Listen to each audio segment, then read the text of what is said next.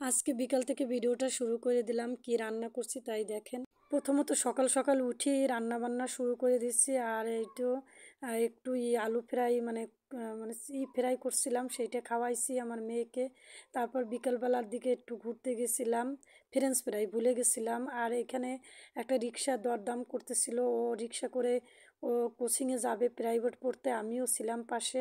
আর এদিকে সেই ঝাল ঝাল মুরগির মাংস রান্না করতেছি, একদম খুব ঝাল ঝাল করে, মানে মাংসটা খেতে অনেক মজা হয় তার জন্য। আর অনেক দিন ধরেই এই ঝাল ঝাল মাংসটা খেতে আমার অনেক মানে ইচ্ছা জাগছিল, তার জন্য এই ঝাল ঝাল মাংসই আমি আজকে রান্না করতেছি। আর এই মুরগিটা এনে দিয়েছিল আমার শাশুড়ি, সে এনে চলে গেছে। আর আমি এটার আবার রান্না টান্না করে তাকেও দিব, তার জন্য প্রথমে আমি কড়াই নিলাম, কড়াইতে তেল দিলাম।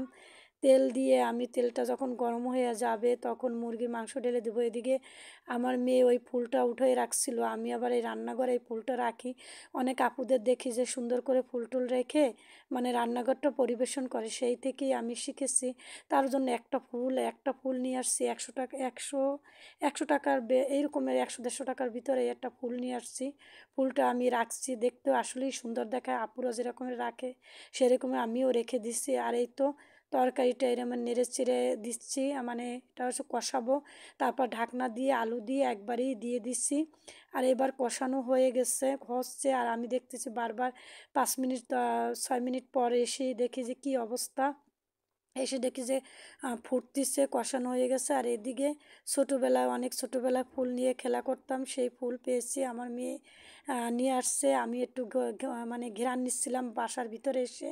আর এখানে তো আমার মাংস রান্না হয়ে গেছে, এখন আমি একটু ডাল রান্না করব, তার জন্য ডালের ভিতরে মানে কাঁচা জাল আর হলুদ এইটা দিয়ে দিছি। আর এইখানে আমি কিছু কাজ করছিলাম, শাক করতেছিলাম, এই শাকগুলো কেটে কুটে নিচ্ছি, এটা আবার দুপুরের রান্না হবে। আর এখানে 2 পট চাউল নিয়ে নিচ্ছি, আমাদের বাসায় হলো লোকজন কম, তো তার জন্য 2 পট চাউল নিয়ে আমি রান্না করতে যাব। তার জন্য আগে প্রথমে এই চাউলটা ধুয়ে নিচ্ছি সুন্দর করে। চাউলটা ধুয়ে আমি হচ্ছে যে ভাত চড়াই দেব, কারণ কি 2জন মানুষ হয়ে যাবে, তারপরও থেকে যাবে। যাই হোক, এবার আমি ভাতটা চাউলটা হয়ে মানে ধোয়া হয়ে গেছে, এখন আমি ঢাকনা দিয়ে ঢেকে দিচ্ছি। আর এদিকে কিছু চিংড়ি মাছ নিয়ে আসছিল বাজার থেকে আমার হাজব্যান্ড, সেই চিংড়ি মাছগুলোর আমি একটু উঠাই দেখতেছিলাম, শক্ত হয়ে গেছিলো। আর এখানে আমি একটা চিংড়ি মাছ দিয়ে কিছু একটা ভাজি করব, তার জন্য আমি ভাজির জন্য হলুদ আর কাঁচা জাল আগে দিয়ে দিছি, আর চিংড়ি মাছটা আগে দিয়ে দিছি। এবার আমি লবণ অ্যাড করে দিচ্ছি। আর এদিকে মাংসটা হয়ে গেছে, তাই আমি দেখতেছি ঘুরে ঘুরে মাংসটা হয়ে গেছে। আর এখানে আমার গরম লাগতেছিল আজকে, তার জন্য আমি একটু মানে বানাইয়ে খাইলাম, ওই ট্যাঙ্ক গুলে খাইলাম। আর এখানে আসলাম, এখানে এসে 3টা ডিম নিলাম, 2টা ডিম নিলাম। 2টা ডিম নিয়ে আমি করব কি, ওই যে রুটি পরাটা মানে রুটি বানাচ্ছিলাম, এই রুটিটা আমার মেয়ে খেতে পছন্দ করে পাউরুটি দিয়ে ডিম দিয়ে।